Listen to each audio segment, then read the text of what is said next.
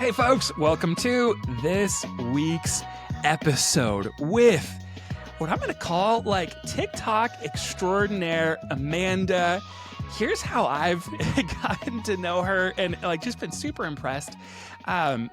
Myself and like my little very small team put together a list of TikTok influencers that are crushing it, that have substantial followings, that are growing well, that are also going one step beyond just kind of parroting the news, or just like, okay, grab whatever the New York Times headline is, put it in ChatGPT and recite the 60-second summary. It's like, that's kind of easy.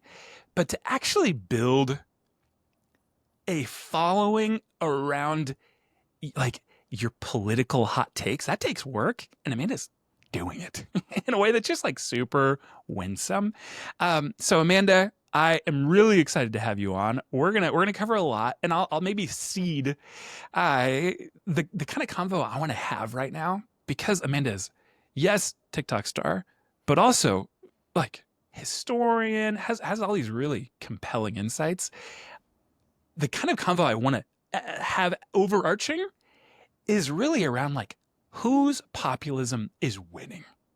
So we're gonna start with some TikTok. We're gonna talk about Zohran. We're gonna talk about MAGA, and then we're gonna zoom out and really just have a conversation of like, where's the country going? Where's the world going? Is populism in our best interest, and in what form? So Amanda, welcome to the show. Tell us a little about you and what like drives your passions today. Sure. Hello, everyone. I'm Amanda Nelson. Amanda's mild takes. They're not hot. They're mild. They're Yeah, exactly. That's your TikTok. On TikTok and Instagram. I am in Virginia, Central Virginia. I've lived here my whole life. I'm a mom. I have two 14-year-old boys. I have a history undergrad. So I wear the historian mantle loosely, so academics don't come for me. But I started making content just this year in January after the election. Because I got just so angry, which I think is kind of a pretty common, story. But I saw everyone on the left on social media completely flailing, crashing out, wailing, weeping, gnashing teeth, panic. And I thought, this is no way to strategically resist this administration. So I started making all of this content about like grounding everyone in reality, things that we could do, what the executive orders actually mean. And here we are. Wow. I'm going to be honest. I've already told Amanda this. I probably scrolled and watched at least an hour of your TikToks. I assumed if you've got north of 250K just on TikTok, I'm like, oh, she must be doing this for like a decade. So you're telling me that you started 6 months ago? I'm actually mind blown. Yes. And I quit my day job like about a month ago. So this is now what I do full time. It completely changed my life. Like people were so thirsty for some rational discourse that wasn't purposefully spinning them up or freaking them out. So now I just calm people down full time. Oh my gosh. That is my I'm clearly learning on the fly. That is so commendable and very akin to my own journey. Being like, all right, on November 3rd, I voted Kamala. I was hopeful. I saw all the polling that said it's a coin toss. It could go either way. And as I'm staying up on November 4th at 9 p.m. seeing like, oh my gosh, Trump took every swing state. Like I've spent the next 2 months, honestly, maybe spinning out a little bit myself and needing some like Amanda counseling. But then trying to ultimately ask the question, like, how do I not add to the spin out, but how do I bring just my unique strengths and weaknesses and try to be helpful? Yeah, try to be helpful. So that's relatable. That's what I'm hearing from you, and the fact that you, I know a little bit of your career. Like you were in like a pretty built an impressive career that for you. Yeah, you're right. I was in tech, not in a tech role, but I worked for one of the big tech companies, and it was, very stressful, all-consuming, lots of hours, lots of money. But correct. Not doing that anymore. That's incredible. Wow. Okay, well, I'm incredibly impressed and thrilled to have you on. Let's dive in. I think starting place is we're gonna connect the dots to Zohran Mamdani in a moment. But before we do, I selfishly am so curious.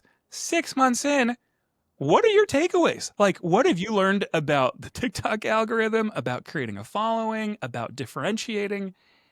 I'm curious for any and all that comes to mind.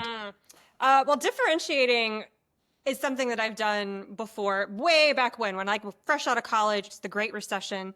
I Yeah. started a book blog back when those were a thing. Yeah. It was called Dead White Guys, where I talked about classic literature with a lot of cursing because that was a niche, right? There was a gap in the content, in the discourse. Yeah. So I filled it. And it was the same thing here. Like I saw a gap in the way people were talking about politics online around the inauguration.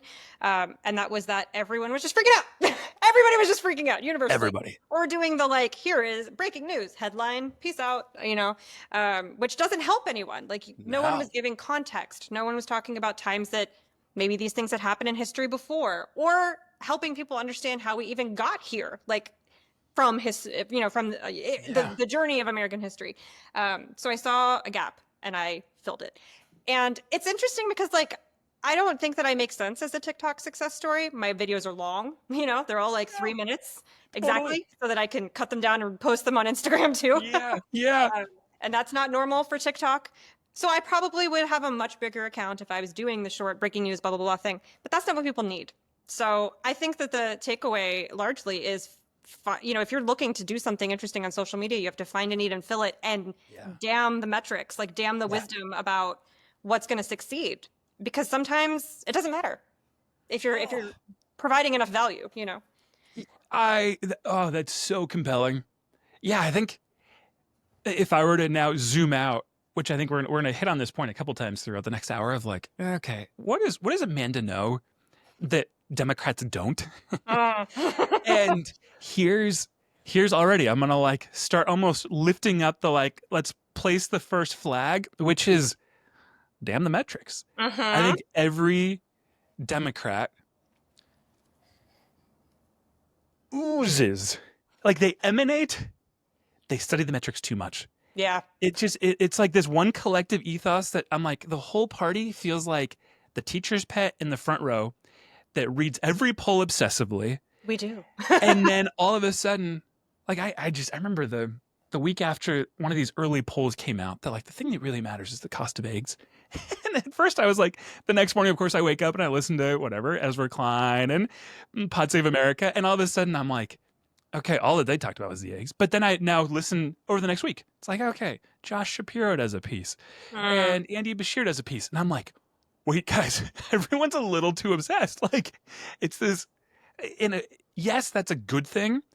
But for that to be so deeply parroted, and then it feels like groupthink. Yes, on like the verbiage, but then also I would go the next step that until Zohran, it didn't feel like a single Democrat was willing to actually be themselves on social media. Yes. Yeah. It's like the way that I think about it for myself is I'm running on my instincts. I'm not running on the metrics. I don't look at the metrics. I instinctually talk about what I think, what's interesting to me, because it's going to be interesting to other people too.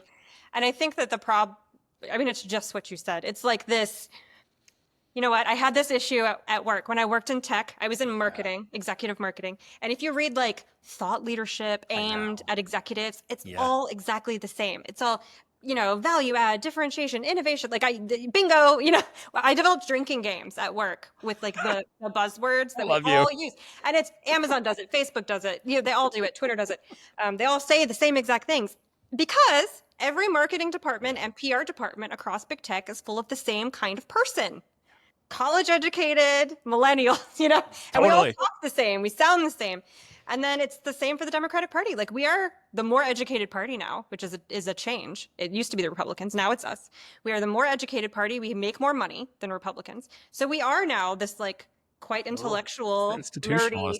Yeah. And we all talk like that. And we're so afraid of getting in front of a camera and being like, fuck it. Yeah, exactly.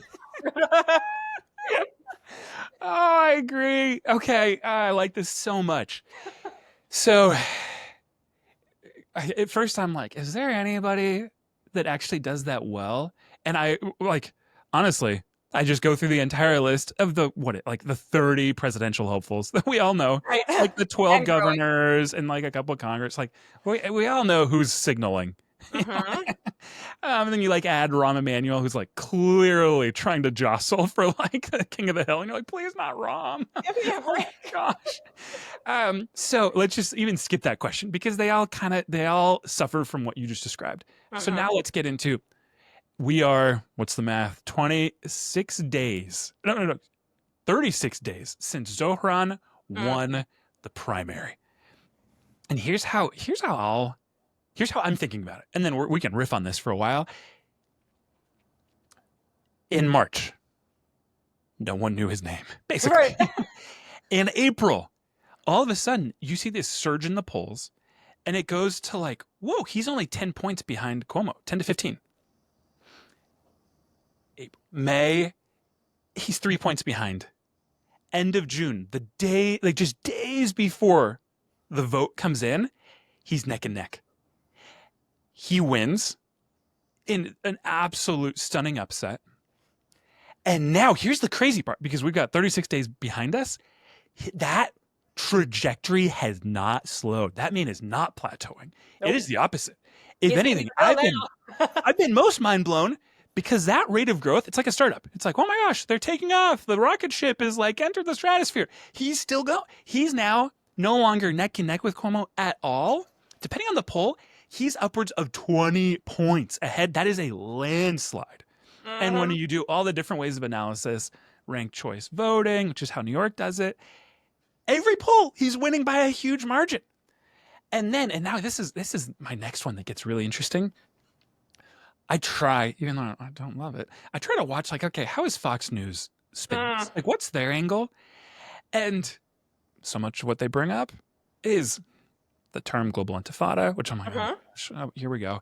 And then, but they immediately jump to, there's no way that he wins the Jewish vote because New York, I'm pretty sure I've seen this stat a couple times. It's like New York City is the second largest Jewish community after Tel Aviv, the Yeah. capital of Yeah. Israel. It's the biggest Jewish community outside of Israel. Yeah. Correct. So all of a sudden, like the Jewish vote is a major block that you need to win. We're not used to mattering so much. Yeah, exactly. Well, so then, like, but you assume, and I think this is the Fox News, either it's an assumption or they're trying to almost like incept our minds to think there's no way a Muslim who said the word global intifada could ever win the Jewish bloc. And yet right now, Zohran is winning substantially among Jews under the age of 45. So everything about it is staggering. And there is no world where any analyst 4 months ago would have predicted this. Yeah. Now, Amanda, like, how do you like psychoanalyze all this? How do you interpret it? Well, I think it is important to say that he's never said global intifada. Correct. I know. Yeah, but it almost doesn't matter, Go, right? go, go. Especially because he's Muslim. So the fact that whatever, Yeah. like that he wouldn't denounce it or whatever it was that he did or didn't do like 3 years ago, fine. I think that Fox is trying to incept. Yeah. So I actually, all right, let me just say it this way. I think they realize that his win is probably inevitable. Like there is nothing that Fox News is going to do to stop a Democrat from winning New York City. New York City. I think what they're trying to do is map his support from the rest of the party onto a national conversation so that they can then say, well, the Democratic Party supports a global intifada or the Democratic Party supports a socialist or blah, blah, blah. When the midterms come around, I think they are building this narrative to have in their back pocket for later elections. I don't think they actually care about what happens in New York because it doesn't matter. Like a Democrat's going to win in New York, whether Fox News has something to say about it or not. I think that he is the most stunning generational political talent I have ever seen. And like, I remember Obama. So, and that's obviously the comp that people go to. He's much farther to the left of Obama, which is interesting. It's just lightning has struck the guy. Like he had the worst opponents, the worst possible Cuomo, Adams, like you're running against a swamp creature and like Skeletor. Like you are already the hero, you know? He's amazing. And he has just like such a great finger on the pulse of what New Yorkers want to hear. He's so good at social media. He makes fun of himself, which is not a thing Democrats do. We take ourselves very seriously.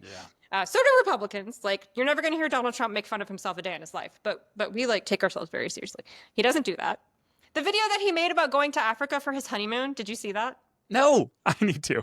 He just left. Like, he just went, I think, 2 weeks ago, pretty soon after he won the primary. And the whole video he made was about how Republicans told me to go back to Africa. So I'm going. Because he's from it, like he was born in Uganda, I think. So he took a honeymoon. He like went back there to see his family, to meet his wife. And it was just hilarious. Like that sort of ribbing, but also good natured. Oh, it's so charming. It is very charming. And it's so New York. Like, it's Yeah. so New York that he's personable. He'll give you a little bit of a middle finger, but in like a fun way. Like it just feels he's very of a place, as the best politicians are. In the same way that Obama was just like very Chicago, like it just feels like that's where you're from. I know that. Oh, it's so real. I think sometimes I like almost waffle. I'm like, do I want to go here or not? But I think I want to right now, which is there is such a Fox caricature that just feels so disconnected from reality. Like, and that's coming from me often feeling they're pretty disconnected. And I'm like, no, this is next level. Like even like man, the intifada term is obviously the most loaded term imaginable. And when I listened to the soundbite, I was like, oh, this actually sounds like one of my classmates in an African studies class, which he got his bachelor's in, who is actually talking about the etymology of the term. This is so random. I'm part Middle Eastern. I've spent years of my life out there. I'm like an intermediate Arabic speaker. I know the term. It quite literally means if you're dusty, you're shaking off the dust. Which I'm like, of course, a bachelor's in African studies is going there first, trying to describe, well, here's what the word meant for thousands of years. And here's what it meant even in the 1990s when it was, man, this is just so ripe to get butchered by listeners. But like I've studied the Intifada. It started modeled after a lot of Martin Luther King's like civil resistance and nonviolent activism. And then it became progressively violent over 15 years. So I'm like, there is an academically incredibly accurate, like empirically undeniable truth to what I can understand he was getting at. But man, that is just an absolute landmine for Fox News to just skewer. Because for so many folks, they don't even know the term. And he's got the benefit of not really having to care about that because Fox News is not a giant New York market. Exactly. If it's a national election, that's a different story. Oh, that's such a good point. He can kind of say he can get away with it if he were running in Michigan or Virginia. That's that would be no way to rival. Yeah, brutal. Oh, but here's what I'm getting at of like a number of my, even say it this way, like my mother, love her to death. She gets her news from different places than me. So she's actually pretty terrified of Zohran. Really? Yeah, totally. And like so much of, because I've now consumed hours and hours of his content and I like the guy. I feel like it's such a gross misrepresentation. Like the justice in me like clicks into gear of like, but he's nice. Yeah, totally. Well, even the Africa piece, because I've heard that one brought up. I'm like, the guy was born there, lived there for a substantial part of his life. His father also got his PhD and teaches on like African history, post-colonial history, like all these really interesting subjects that require a ton of nuance. And his middle name is Kwame, based after like another one of these like undeniably important, reputable post-colonial leaders in Ghana. Like all these folks that I'm like, man, Republicans and Democrats alike, these are role models that he's trying to aspire to. So anyway, maybe that whole thing is a detour, but I whatever it is, the like the kid on the blacktop in school that's seeing somebody get bullied. I was like, oh, wait, no, this isn't right. That's what I feel when I hear Fox News about him. Yeah, it's not. And I mean, if he ever goes for a state level or a Yeah, national position, then he'll have to reckon with it. But I don't know that that's going to happen, honestly. Like the I New York know. City mayorship is where political careers go to die. Like, where do you go after that? Where do you go? You are Yeah, running a city that is larger than the majority of American states. You've got states. more power than a governor Yeah, in a lot of ways. correct. So the only thing you can really do is be the governor or a senator of New York or run for president. Totally. And that doesn't usually work. And that one isn't going to map well. No. Yeah. Okay. Well, let's keep going. I think there's a lot of like brilliant takeaways when you boil it all down. Another one that just feels like unequivocal is that he is addressing the felt need being cost of living Mhm. in a way that, once again, it's bipartisan. Like no one can deny it. That is polling so incredibly highly in New York City amongst, frankly, my peers. It's that like millennial age 25 to 35 that's just, it's a grind to be in New York. I've got more than a dozen friends that are actively experiencing that. Folks that Mhm. work in tech that are trying so hard. It is hard. So now let's zoom out, and I just want to hear from you. There is a similar, really compelling trend that is no longer in the context of a New Yorker talking to New Yorkers. It's a Virginian Mm. who is equally addressing cost of living in a way that's contextually brilliant for the Virginia constituent. And this is how I want to hear you analyze it. And it's, I think, plays much better at a national level Yeah. because it's just innately more center left, moderate. It doesn't flag for so many folks like, oh, it's a socialist, which just has 100 years of connotation. So tell us, like, what's going on in Virginia right now? So we have a gubernatorial election in November. It's us and New Jersey. We're, I think, the only states with governor races right now. So of course there's a lot of attention on both of those races because they're seen as Yeah. like referendums on the Trump Yeah, exactly. administration, fairly or not. But our candidate for the Democratic Party is Abigail Spanberger, who was in Congress in a Virginia district a few years ago. She was my congressperson, actually. Yeah, okay. And Okay, cool. she was great. She was rated the most bipartisan member of Congress from Virginia ever, which in this day and age is like a That's huge. true feat. Yeah. But she is polling 10 or 12 points, depending what you're looking at, ahead of the Republican. The Republican's also a woman, which is interesting. No matter who wins, we get the first female governor of Virginia. But the Republican candidate, Winsome Sears, is a disaster. She's just, I cannot explain to you.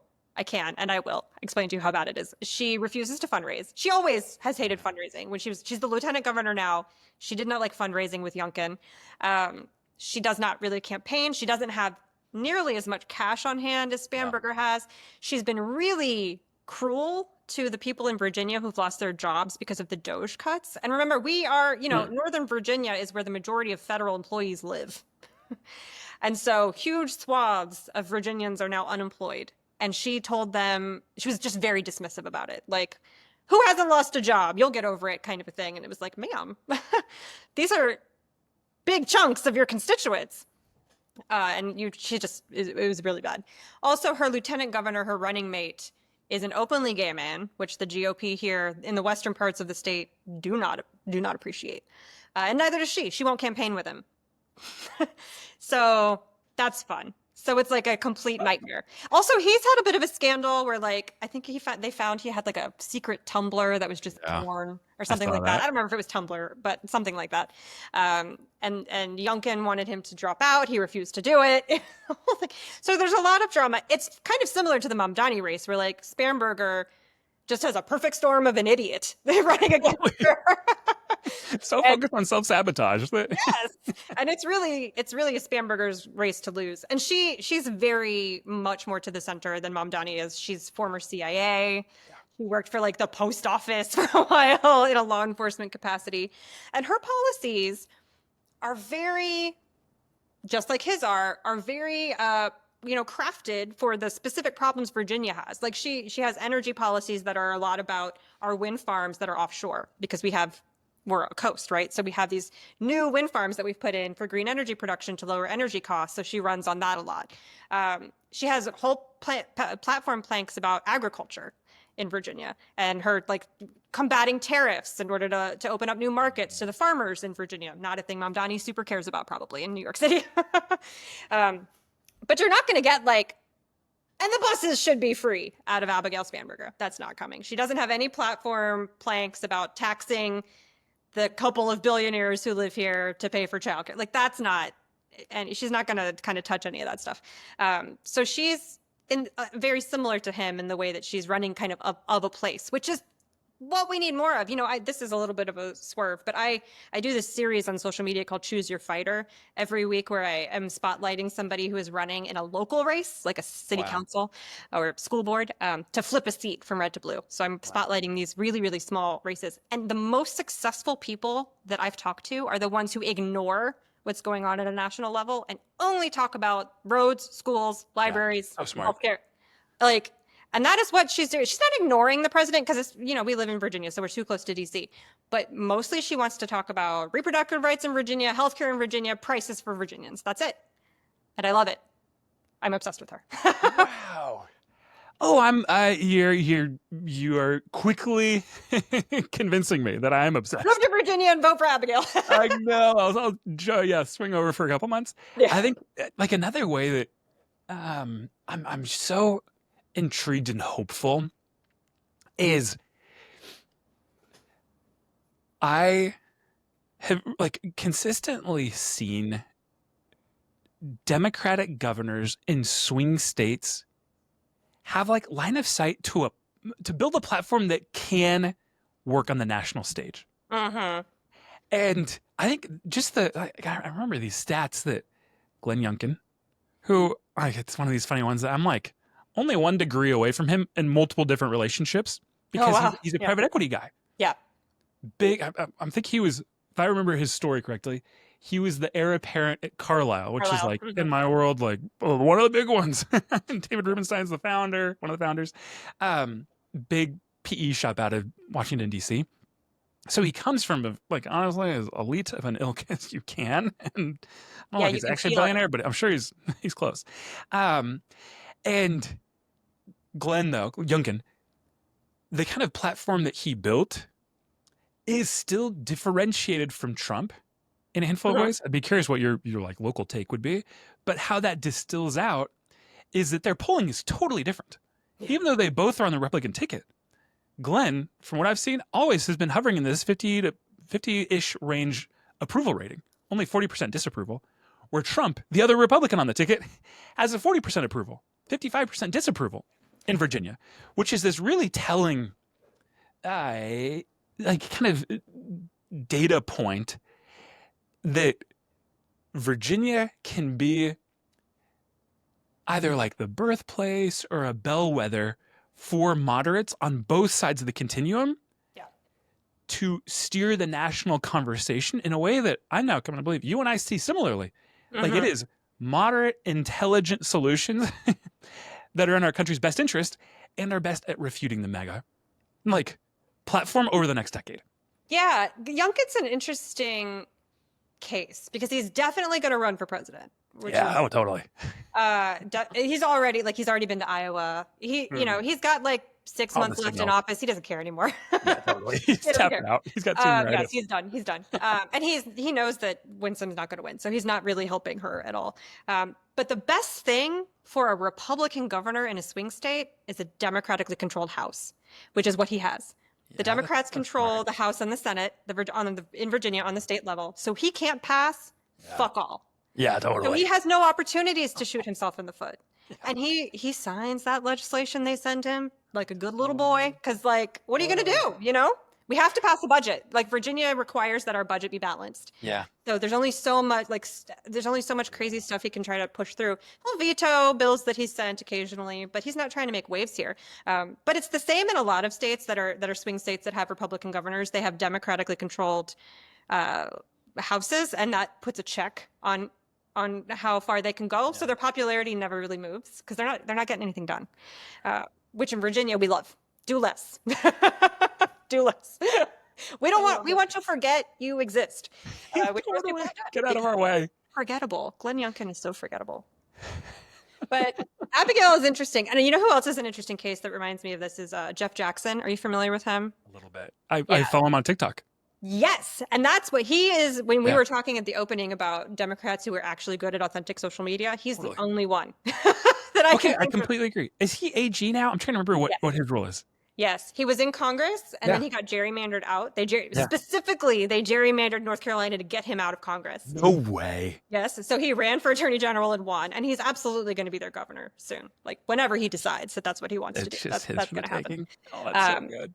But he's the same thing. He's in a swing state. Yeah. He is a normal person. Like he's very moderate. He has very of a place kind of policies. But yeah, I mean, the coastal swing states are always interesting. But I think that Abigail, she's been in Congress before, so she knows how to do like a national brand sort of management thing. Right. So we'll see what happens. But I think that's so compelling. Yeah, I've got a different friend works in tech who I'm convinced. I'm like, if you aren't going to be the governor of North Carolina, your home state, in like a generation, I'd bet $100,000 you will. Like, I'm so convinced. Just such an absolute poster boy for like a North Carolina success story who's crushing it in tech.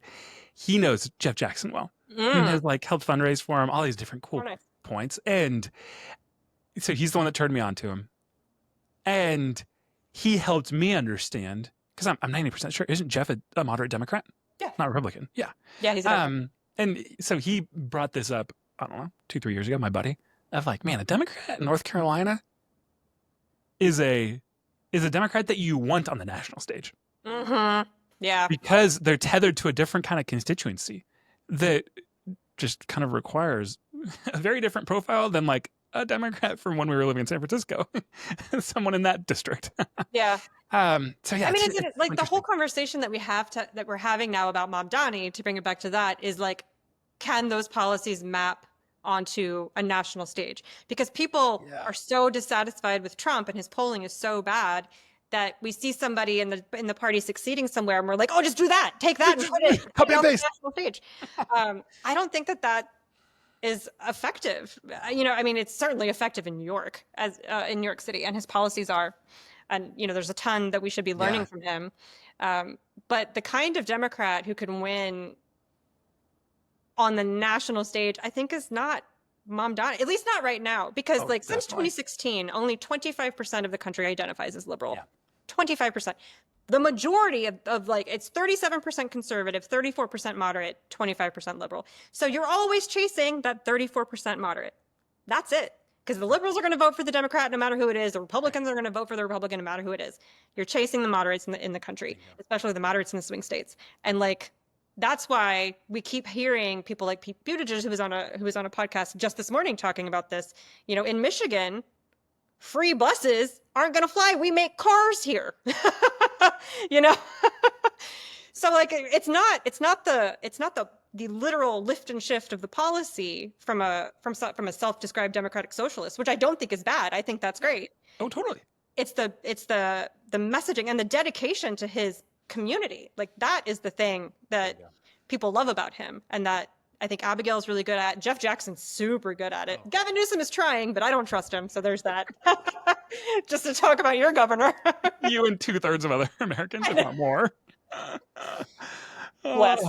Oh, this is so good. Okay, well, I'm gonna go on a detour, and then I'm gonna tie this all together on whose populism is winning by now switching gears, MAGA.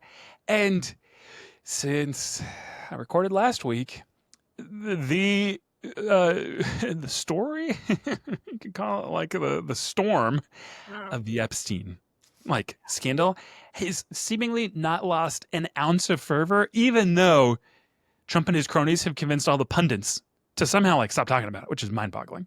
Other than maybe Tucker Carlson. So that momentum, kind of that wildfire, is still burning as hot and as bright as ever. And we're gonna do the quick news flash, and then get back to more of these high level. How's that coalition gonna hold up?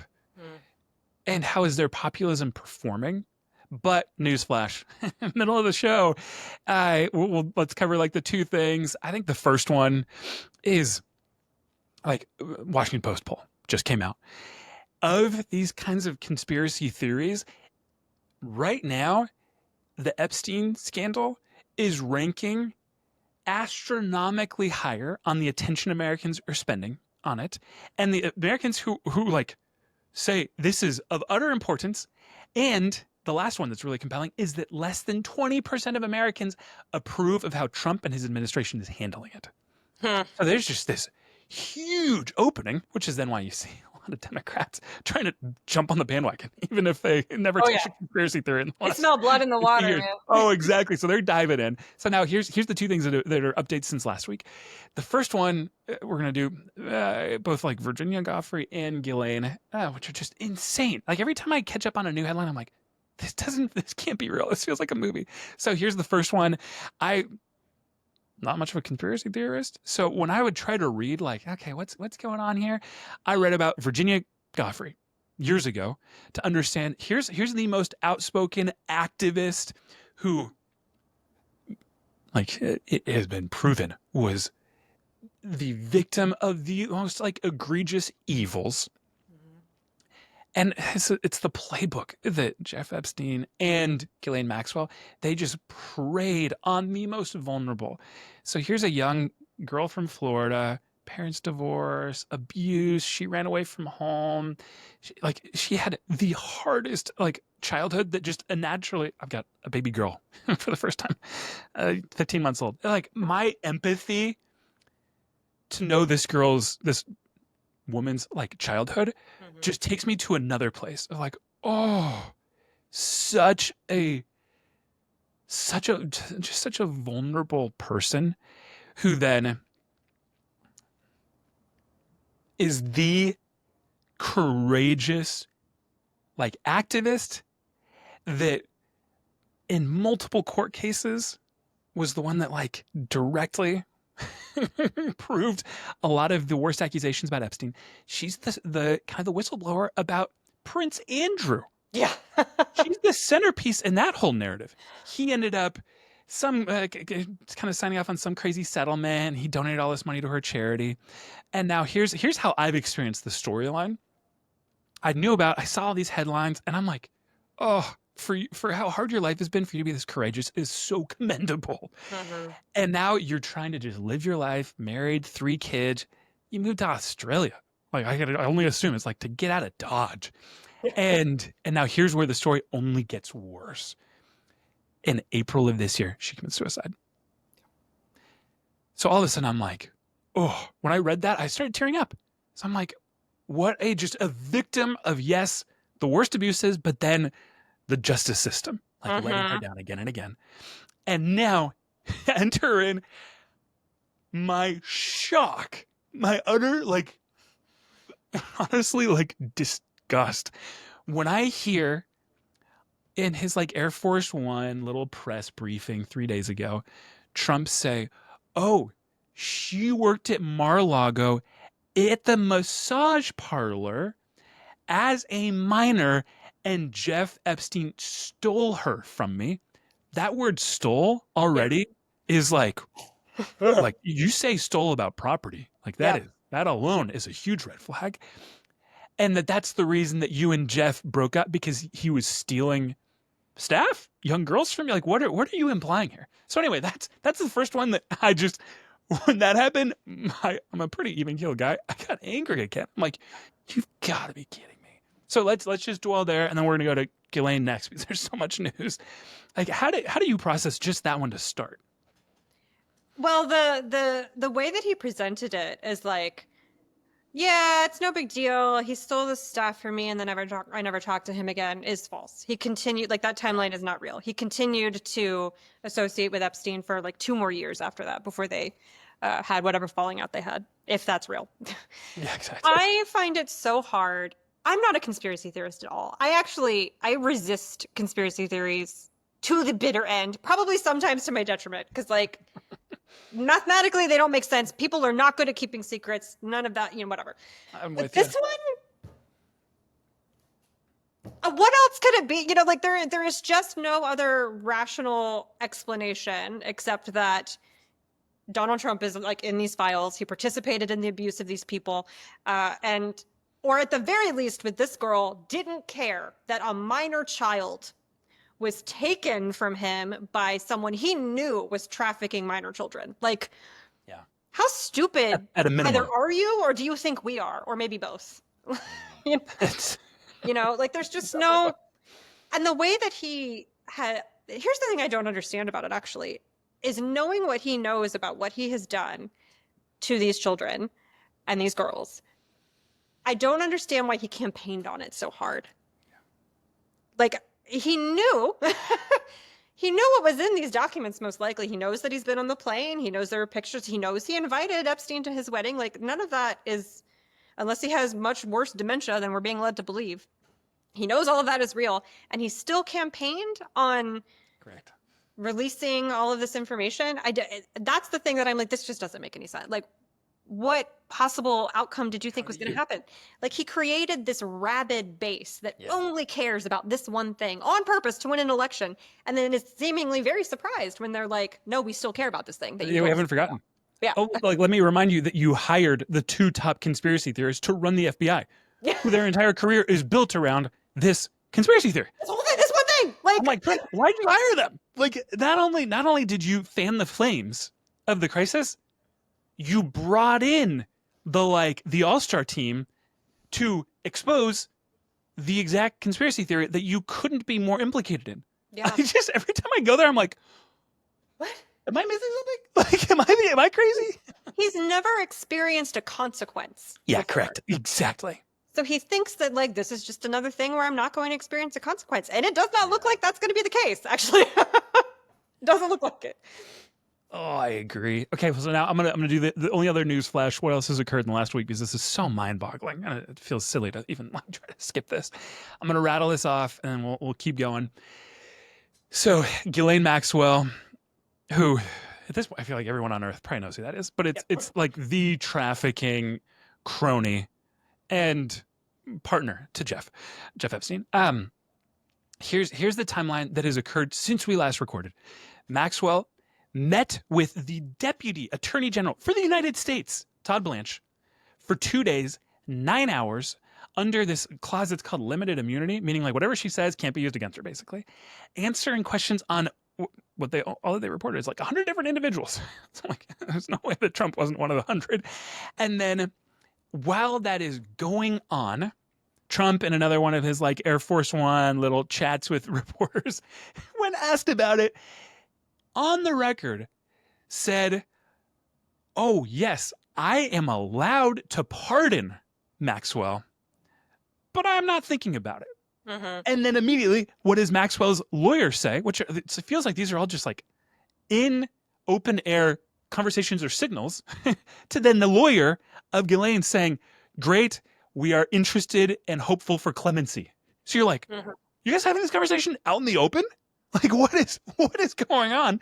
And then within the next 24 hours, Chuck Schumer immediately said he used the term a corrupt deal could be in the works, in which Maxwell will be exonerated, given a pardon, if she exonerates Trump, she could expect a pardon, which makes a ton of sense. So then all of a sudden, and I'm just going to keep going really fast because this is such a crazy week, the House Oversight Subcommittee approved subpoenas both at the Justice Department to get the Epstein files.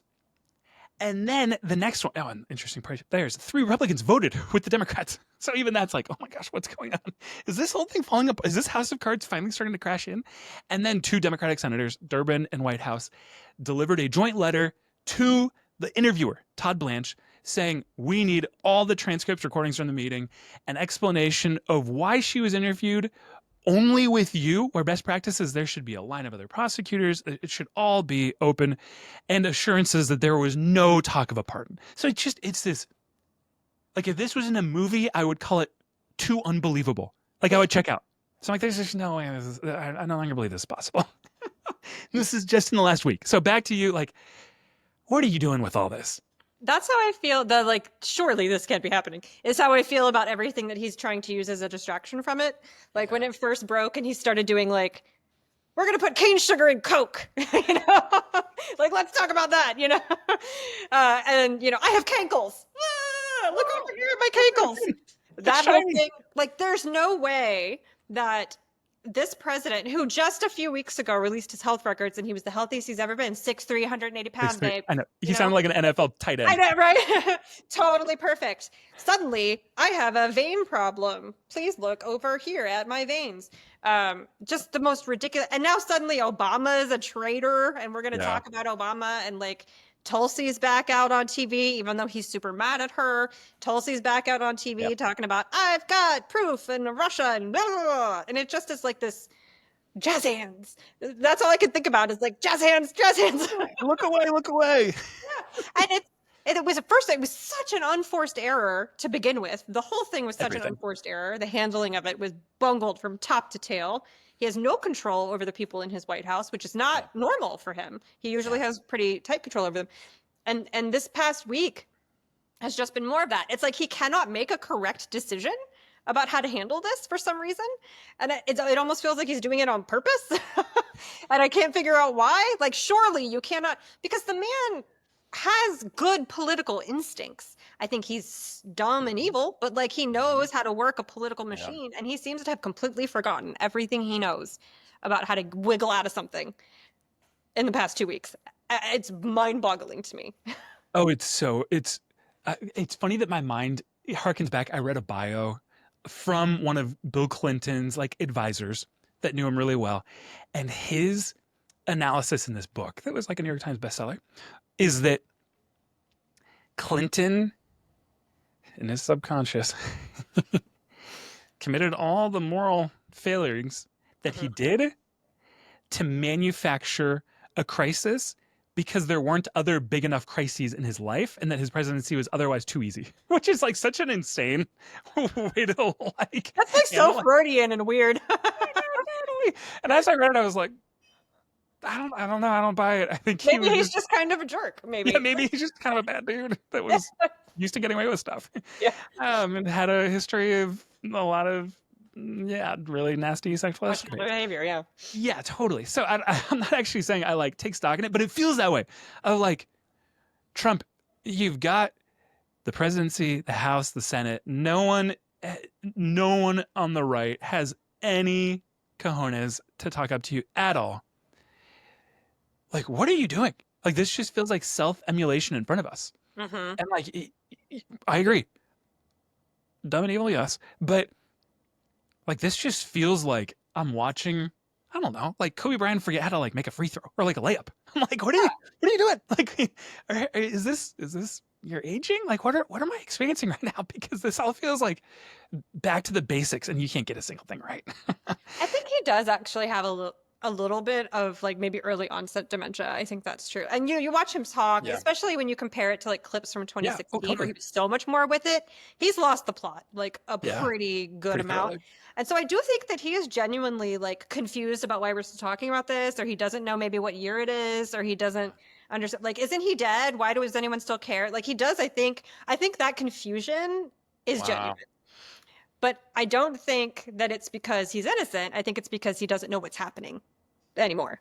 Wow. Which is depressing in its own way. Yeah, equally terrifying. Yep. Yeah. Okay, well, newsflash complete. Thanks for going there. It's impossible to skip that one. Yeah. I think now I want to talk about the, like, whether those cleavages in the Republican MAGA base, but man, there's so many contrarian things that have occurred in the last month. It's like Trump flip-flopping on Netanyahu and his Israel policy. That again, like in the last 24 hours again, in a way that like that has, I feel like you could make an argument in the last 50 years of Republicanism, that was the most assured or certainty that Republicans would never question loyalty to whoever was in power in Israel. So I'm like, there's all these really fascinating, like, yes, you could call it the new right and Trump remaking the Republican Party. But even then, it feels like a step beyond that. And then, and now here's how I want to tie it together. At the end of the day, Trump deserves the mantle of a populist. And my maybe subjective belief about populism is that it all is rooted in economic woes. Yeah. And whether that's like, my wife's from Louisiana. I've read a lot about Huey P. Long during the Great Depression. Fascinating populist. Like you could do a lot of examples in Europe. Going back to like the French Revolution. Like populism typically is rooted in a middle class that's getting gutted and a vast majority of the nation that feels like they have it worse than their parents did. That like their ability to live the American dream has actually gone out of reach. I believe that's why Mamdani, at least he's addressing that feeling really well. He's a brilliant communicator. I think in Virginia, I don't remember how to say her name. Sandberger. Yeah, totally. Sandberger, same thing. She's focused on cost of living. Mm-hmm. The reason that Trump is in the White House is yes, immigration, but it's cost of living. And that it just feels like he's lost the plot entirely on the reason that he even got the job. Yeah. Like, what has he done for cost of living in the first 6 months? There's so many other jazz hands, so many other distractions. 15% tariffs on anything you buy. Yeah. So I think that, like, now I want to hear from you. Like, whose populism is winning? Like, Zohran versus Standberger versus Trump. In this cost of living equation, it seems like Trump has completely lost the plot. But what do you think? Well, right-wing populism is winning right now. They have, the White House, the Supreme Court, both chambers of Congress. I don't think that we've given left-wing populism a shot in America in a national level in any real way. And that's why I think that Mamdani's election is so interesting because, I get told a lot, like, we need to run a populist at the national level. I don't think that's like the Democrats need to run a populist at the national level. We've tried, and Bernie it didn't happen. And for a whole lot of reasons we don't need to get into, but we need a proving ground. We need a populist with a lot of attention on a local level who institutes policies that work. And if Mamdani can do that, then we can move on to bigger and better races and better things because people will trust it. The thing about right-wing populism in America is that we know what it sounds like. It's trusted, even though it's goofy. And like in America, American populism is very specifically rooted in race in a way that like in other countries it isn't. But even going back to like George Wallace in 1968, he was a populist who ran for president in a third party against Nixon and I know. Is it Hubert Humphrey? Hubert Humphrey, yes. Right.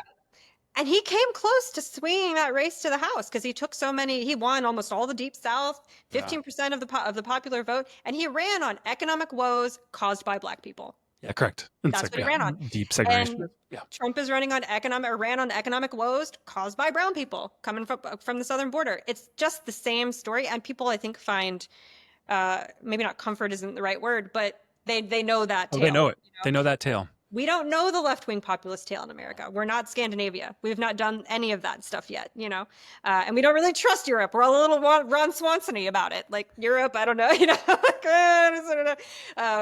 So that's what excites me, I think, mostly about Mamdani is maybe we can prove it out a little bit and then transfer it outside of little mayoral races and try some bigger things. But I think that right-wing populism is winning, but it's also tiring. Like people are tired of it. Yeah. He's not polling well. He's got the lowest polls of his second term so far last week. He's lost independents almost entirely. He's lost Gen Z completely, which matters, the young people. And the independents are what you need, and independents were willing to give this like race-based populism a go one more time. They're not happy with it. So maybe they'll be willing to try something new and different and bold if the Democrats can present something like that. Wow. Oh, it's so brilliant. Yeah, I think there's something that you hinted at that I think should be really encouraging to Democrats is no political like coalition has really been able to guarantee power for more than 3 election cycles, except for the New Deal. It's like FDR and Truman are the like and deserve a special place in American history Yes. because they held together, 32 to 50, 20 years straight. That's super impressive. You even look at like how central Reagan and his policy set was in the 80s. His vice president couldn't win a second election. Yeah. Like 12 years was kind of the upper limit. And right now, man, Trump came down his golden escalator in 2015. 2028, that's 13 years later that like he has sucked all the oxygen out of the room. So I think this is where I want to test this on for size with you. The way that I'm like my personal convictions and how I want to kind of lead and live in the world isn't under the auspices of populism, but it is around cost of living and the American dream. Yeah. Because I think that like that still is the most important conversation starter with every potential moderate. Is like, hey, I deeply care about the things that you deeply care about. Yeah. Which like, oh, is it pocketbook issues? I'm like, well, no, I think it's just, it all boils down to, yes, cost of living, but it's like, can you achieve the American dream of buying a house, getting your kids through school, not getting absolutely deluged by medical debt? Like just the most table stakes basics of the American dream. And starting there, I think then, like that being what I so hope is the unifying cry for the Democratic platform in 2028, it's just cost of living. Like, I think if that is the only conversation, there's such a high likelihood that they win the White House and the House of Representatives. I think the important part, though, that needs to expand beyond how Zohran is representing it is, I think there are places for what folks would call like entitlements, but there needs to be a part of the conversation investments. And for me, that's what I believe is the winning recipe in 2028 is cost of living, cost of living, cost of living. Don't get distracted. Just keep your eye on that one ball the entire time. And then make the case that like, hey, as Democrats, we aren't only thinking about innately like redistributive practices because that doesn't fare well, yes, with Republicans, but oftentimes moderates in swing states. But instead, it's like, oh, things like investment. Who doesn't like that word on the right? We're going to invest in selling. I say this a lot, but like the U.S. government has 660 million acres of land. You need 0.1% to build the 4 million houses that are missing from our supply. That takes investment. Same thing, like investment into the healthcare sector to drop the like base cost for each of us. Maybe this is me being a tech futurist, but all the VCs that I hang out with, they say AI should lower the cost of medical care by 50% in less than a decade. Investment. So I think that's the, like, am I a proponent for Medicare and Medicaid? Yes. Like healthcare for the people that need it? No, duh. And for anybody to say they're going to take that away is a is a poison pill. Like, yeah, as we're seeing. Yeah, exactly. So anyway, I think that's this is like really me speaking from the heart of like, I believe that's in America's best interest. And that needs to be the really, like, let's not overcomplicate it, Democrats. It should start and end there. Cost of living. But yeah, how do you, I would welcome disagreement. How do you? No, I don't disagree. I'm thinking about FDR actually, because you brought up FDR and Truman. FDR's New Deal coalition, not in the 32 election, but in the 36 election, after he'd like gained some trust, what was bizarre. It was like he won 2/3 of the black vote and Southern white voters who hate those black people. They were all in the same tent because he improved their cost of living coming out of the Great Depression. He solved their economic problems. And I think we are doing the exact opposite thing right now. The party is so focused on making sure everyone in the tent aligns to this orthodoxy. This thing. And if you're not exactly in step, you can GTFO. Yeah. And not really talking about cost of living. That's not true entirely. Like Slotkin is out there talking about her economic war plan. Pete Buttigieg is out there talking about. So is Mamdani. You know, that's all he's talking about. And I think that's why those voices are rising above the others, because they are focusing on that thing. There's not an election in American history where at the presidential level that has not come down to people and their pocketbooks. And Democrats don't want that to be the case, and I get it, because I'm a giant history nerd and I care about the Constitution and democracy and these concepts. Most people don't. Most people don't care so much about the Fourth Amendment or whatever if they can't afford groceries. And we've just got to get our head around that. We cannot continue to run on this like save democracy message, because now you've got people in your world like Curtis Yarvin who are out there talking about how democracy doesn't matter actually. Oh, totally. Let's have some tech feudalism because you can't pay your bills. And so people are starting to lose a handle on like these values we used to share about representative democracy are starting to crumble a little bit because people are so desperate. So I agree with you that that's what we need to be talking about. And the investment thing is interesting because I almost come at it from like a national security perspective. Like, oh, yes, I like that. Something that scares me a little bit about what Trump is doing right now is that his economic policies are going to push us so far behind China when it comes to scientific progress and investment in green energy. And we are just losing ground. And I think about like, and his attacks on universities, especially. China did that in the 50s and 60s in the Cultural Revolution, completely purged their universities of all intelligent people who did not follow the party line. And then China set itself back 30 fucking years. Generation. That you're saying that. And they're still trying to catch up. And now they've passed us because we're doing it. We're doing Mao. Like, and I don't understand why people aren't talking about this more. This is a bit of a rant, but Trump is copying Mao Zedong in so many ways. Centralized command economy, intellectual purity. Like, it is just Chinese communism. I don't look. And I never thought to see the day that the Republican Party was like, you know what? Dear leader. Like, that's so weird to me. But here we are. But anyway, I think it's dangerous. Like, we are ceding all of this investment ground to China. And I'm not entirely anti-China. Like, they're not a foe necessarily, but they're not our friend, a frenemy. It's like a romance novel. They're our frenemy.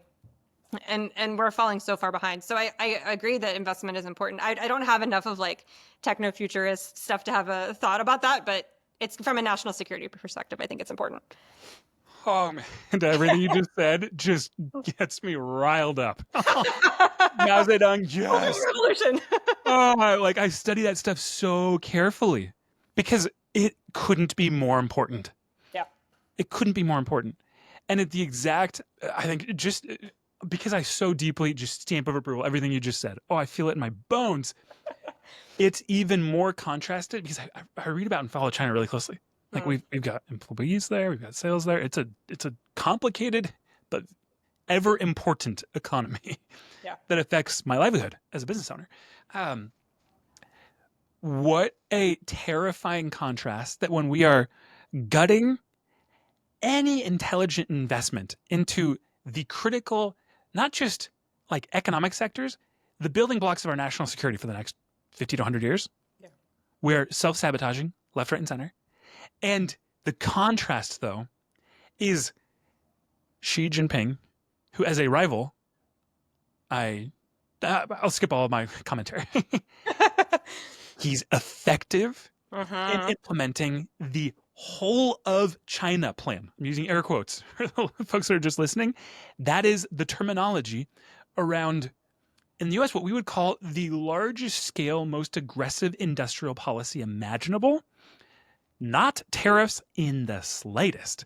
It's not, oh, we're gonna build up our walls so that we can bring back shoe manufacturing so that our kids can be constructing Nikes on the assembly line. Like there's no strategic forethought in any part of Trump's tariff belief set. It's this weird visceral gut belief he has that's rooted in zero economic theory. And then the industrial policy that China has focuses on 6 or 7 key technologies that they believe will define the 21st century and their national security. And it is electric and autonomous vehicles, semiconductors, renewable energy, nuclear. And then you go down the list on each of those. They are presently, as you and I speak, lapping us in each core sector. We had an astronomical advantage 10 years ago. There's we could go hours here. But even the brilliance that we need to admit, them giving these massive subsidies to companies like Apple and Tesla in like the mid 2000s has meant that we literally handed over all of our IP and we funded their manufacturing plants that now their EVs are substantially better products than Tesla because Tesla trained hundreds of thousands of employees how to build them and Mhm. gave all the trade secrets. And now those same EVs are priced, like, think of how much a Tesla costs. It's like, oh, the high end, 60, 70, maybe 100 grand, like the low end, 30 grand. BYD across Europe costs 10 grand. And they're so cute. They're great. They're good cars. Yes. They're empirically like hard to beat. And now what does that mean?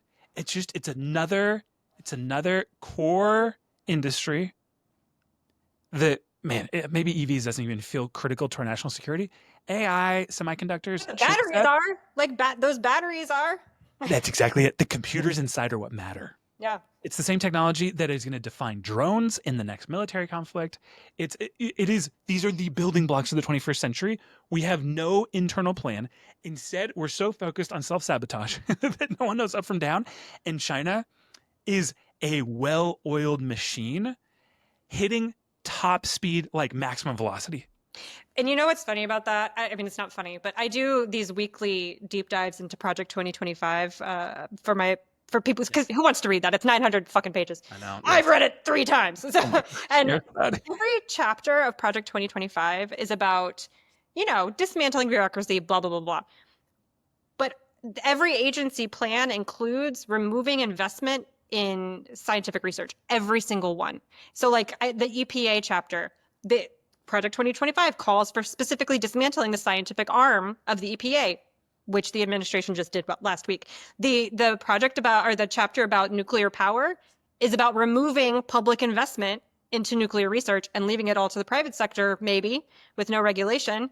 But we drive, like the public investment in that research drives most of the research into nuclear energy. And now the Trump administration is just like, fuck it. Because Project 2025 says so? Because the Heritage Foundation, which is run by a bunch of dweeby white nationalists, like racism is fundamentally bad economics. It's bad economics because you have to isolate yourself from every policy that has anything to do with anyone who doesn't look like you, which means you fall behind. Like, I feel like this is a missing piece of like maybe the discourse from the Democrats a little bit, is that nationalism is shitty economic policy. It's just shitty because you're letting the xenophobia. Chinese. Yes, Exactly. yes. I'm like, us deporting 10 million critical laborers from our economy. I say my degree is in economics. I did a minor in finance.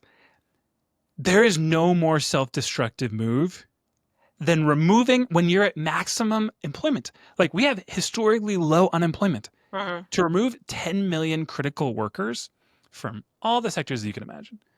Like, yes, agriculture, yes, healthcare, yes, construction. There are like universally agreed upon estimates that will shrink GDP anywhere from 10 to 20 to 30%. Yeah. In this current Trump administration term. Yeah. It all comes back to like, if every election comes down to your pocketbook, I don't get it. I just don't get it. No. And it's like, it feels a little bit like fuck around, find out, they're going to find out. It just sucks that the rest of us have to find out too. When China is lapping us. Yeah, exactly. And you know what? I told my kids, they're taking Spanish now in school, but they don't really super like it. They were looking for other options. And I was like, the only thing I will allow you to take that's not Spanish is Chinese. That's it. I know. So that's the only thing you're going to need. Oh, I hate that. Oh, I know. I agree. I know you're spot on.